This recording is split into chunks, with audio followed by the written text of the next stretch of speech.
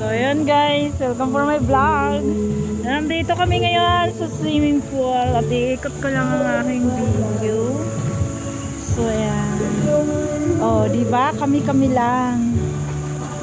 So, sobrang init. Ayan.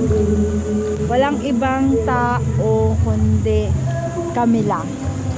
Walang ibang tao guys kundi Naka-private. yes, naka-private. So ayan. Si Madam. Yan. At ayan si Bonbon.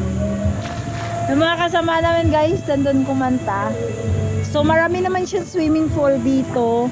Malawak din, malaki. And swak sa budget. And hindi kayo magsisisi sa area kasi malinis siya. Makikita nyo ang swimming pool dito sa San Jose Rodriguez Rizal. At mamaya bibidyohan natin kung anong pangalan ng swimming pool na to at ipopost